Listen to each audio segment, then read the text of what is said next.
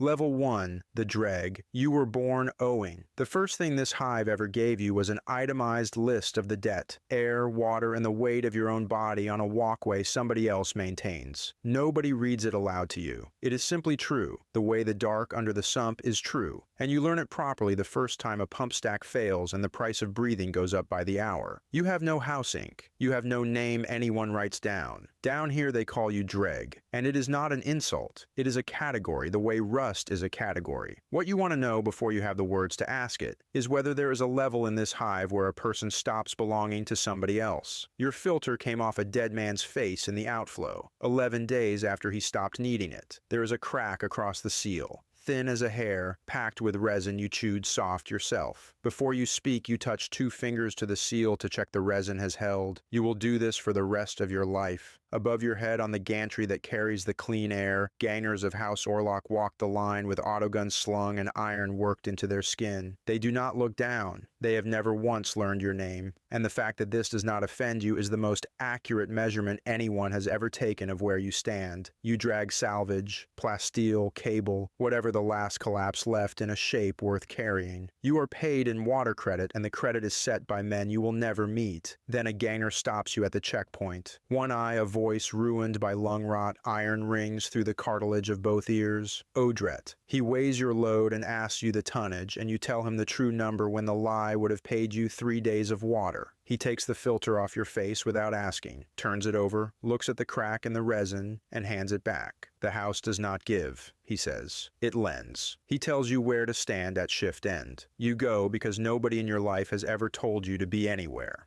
Level 2, the Juve. They give you things. That is the part nobody warns you about. A stub gun with a worn grip. A bunk in a hab stack with a working seal. A water ration in your own name, and the name written down, which means for the first time you exist in a ledger instead of merely on a walkway. They put the ink in your forearm with a needle that has done 400 arms before yours, and they do not clean it between. The ink is the moment, not the gun. The gun is a tool, and the ink is a mortgage. And by the time the swelling goes down, you understand that everything hanging off your body now belongs to House Orlock, and is on loan against work not yet done. You are a Juve, which means you are cheap. When the gang moves into contested rockcrete in the bad zones, you go down the corridor first, because a corridor has to be tested, and testing costs less when the tester is new. You learn what an autogun sounds like in an enclosed space, which is nothing like what you imagined, and you learn what happens to a Juve from the other gang who tested his corridor at the same time you tested yours. He is 14. You are not much more. Nobody stops walking. That night you sit against a cooling pipe and touch 2 fingers to the seal at your mouth before you say anything at all, and Odret watches you do it and says nothing, because he does the same thing with a scar on his jaw. The cost of this level is small and permanent. Your name is on a list now, and a list is a thing that can be crossed off. Odret tells you that the day they stop throwing you and start aiming you, they will call you something else. Level 3, the ganger. They aim you. An autogun of your own. A share of the take, and a voice in the room when the gang argues, which is not the same as a vote but is close enough to feel like one. You have a bunk you keep, a debt you service, and the specific comfort of belonging to something that would notice your absence within a shift. The work is territory. House Orlock holds mines and forge holdings in the corridors that connect them, and the corridors do not hold themselves. Your gang collects what the settlements owe, and the settlements owe because the water comes down a pipe the guild controls, and the pipe runs through ground the house claims. The first time you collect, it is from a scaver camp built into a dead heat exchanger. A man is short. He is short by a quarter measure, and he has children behind him, and he is exactly in every particular what you were 9 months ago. You take the filter off his face and put it in your pocket, because the rule is that the debt gets paid in something. He does not fight you. That is the part you carry. Walking back with his filter warm against your hip, you finally answer the question you have been holding since the outflow. Yes, you think. There is a level where a person stops belonging. You have just reached it, because now you are the one who takes. You will be able to hold that answer for about 4 years. The heavy stubber in the gang's kit has no one to carry it. The man who carried it is in the sump. Level 4, the Specialist. The stubber weighs as much as a Juve and it changes what you are. A Specialist is not promoted so much as installed. You are trained on one thing until the one thing is the only thing, and after that the gang moves around your firing angle the way water moves around a pillar. You stop being someone who can be sent anywhere. You become an asset with a preferred position and an ammunition requirement, and both of those are entered in the ledger. They assign you a loader. 15, sharp-faced, ink still bright, Sura. She counts belted rounds out loud as she feeds them, not because she needs to, but because the counting keeps her hands steady, and within a month you cannot fire without hearing the numbers. Audret dies in the 9th month, in a shaft the guild swore was surveyed, under about 40 tons of it. They bring up what they can. The gang drinks, tells 2 stories, and is back on the corridors before the next shift, because a corridor does not care who is under the rockcrete. You inherit his kit. In it is a tin of chewing resin, half used. You seal your crack with a dead man's resin, and you understand something about how this place actually works. Nothing here is ever new. Everything is handed down through a body. The cost of this level is your range of motion. You are excellent now at one thing, and you will never again be trusted with a second. The leader watches you hold a junction alone for 6 minutes and starts using the word champion in front of other people, and the way up in a clan house gang always has a body under it. Level 5, the Champion. Now you give orders, and the orders are about people. A champion runs a hand of gangers, answers to the leader alone, and stands at the front of the gang when another gang wants to talk instead of shoot. You are given a plasma pistol that will probably kill you, and a reputation that arrives in rooms slightly before you do. Enforcers of the Palanite patrols start using your name in their reports, which means the house has begun to consider you an instrument rather than a cost. The turning is a corridor in Dust Falls. A rival gang has a Juve pinned in a service duct, and the Juve has a stub gun and a mouth and roughly the survival prospects of a candle. You have a choice, and there is time in it, and you take about 1.5 seconds. You send 2 of your own into the duct and it is done, and the reason you decided is that the duct was a route into your holding, and holding it was worth 2 seconds of one boy. You wait afterwards for something to arrive in your chest. Nothing arrives. There is only the arithmetic, sitting where the fear used to sit, patient and clean. That is the level, not the pistol. The arithmetic. You touch 2 fingers to the seal before you give the withdrawal order, and Sura counts the belt down behind you, and you notice that you have stopped asking whether a person can stop belonging to someone. You have started asking a smaller and much worse question. You have started asking what you are worth to whoever holds the note. The leader takes an enforcer shell through the throat outside a guild way station. The gang looks at you before the body has finished falling. Level 6, the leader. The gang is yours, and so is the ledger, and the ledger is the education. You sign for water now.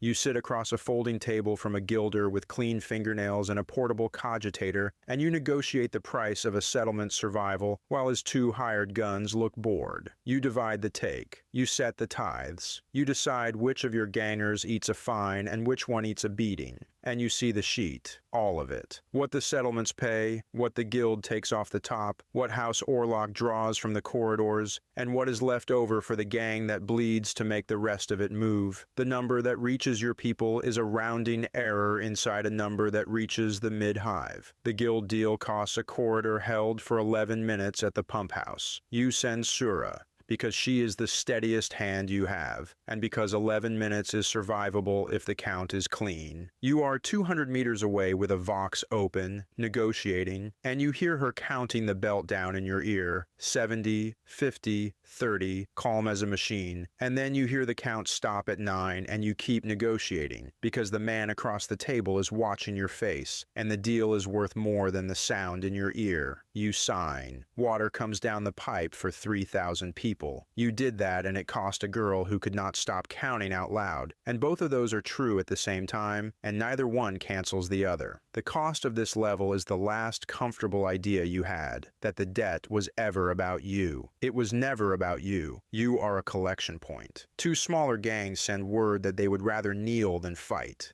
Level 7, the Gang Lord. A dominion is just a debt you administer instead of pay. 4 gangs answer to you now, then 6. You hold the corridors between 2 forge holdings and the water main that feeds 9 settlements, and you set the price on all of it. Palanite enforcers no longer raid your holdings. They schedule meetings, which is the single clearest signal in this hive that a thing has become permanent. The guild sends its senior factor rather than a clerk. Rival lords send tribute in cured meat and clean filters and once a functioning medici unit that nobody in your dominion knows how to operate. You have not been shot at in 11 months. You have not been alone in a room with someone who wanted nothing from you in longer. This is the level where you finally see the shape of the whole thing, and it is not a conspiracy, it is worse. The house needs gangs. It has always needed gangs. Gangs keep the underhive violent enough to stay cheap and organized enough to stay productive, and a gang lord is simply the fitting that connects 100,000 desperate people to a pipe that runs upward. You were not an exception to the system. You were a load-bearing part of it, and it built you carefully, level by level, out of a Dreg who told the truth about a tonnage. The question you carried out of the outflow has thinned into something you can hold in one hand. Not whether a person stops belonging, only how far up the ownership goes. You still touch 2 fingers to your filter seal before you speak, in rooms where nobody in 300 meters could hurt you. Then the seat in the clan house empties, violently, and the kin claims are contested, and men with iron in their skin start arriving to ask where you stand.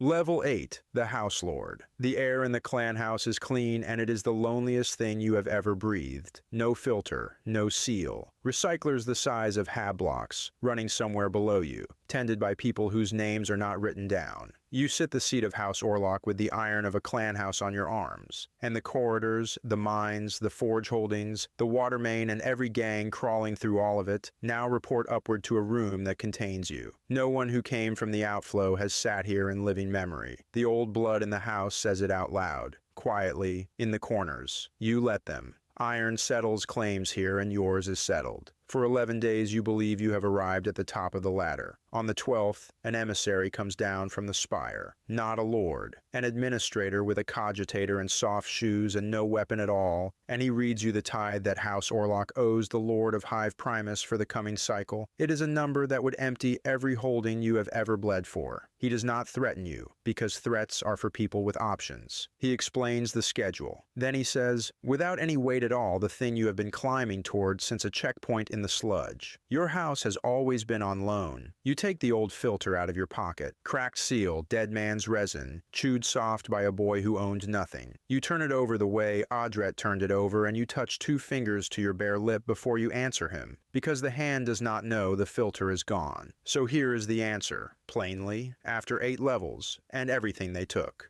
There is no height in this hive where a person stops belonging to somebody. There is only the size of the note and the quality of the air, and the 2 rise together, and the debt was never a thing you could pay off. It was a thing you could get promoted inside. Somewhere far below the seat you are sitting in an outflow where the water runs warm and gray, a child is prying a filter off a face that stopped needing it. She works the straps carefully because straps are worth something too. She does not know there is a crack across the seal. She will find it in a week, and she will chew resin soft and fix it, and she will think that fixing it was her idea. Above her on the gantry that carries the clean air, gangers walk the line with iron in their skin and autoguns slung. They do not look down.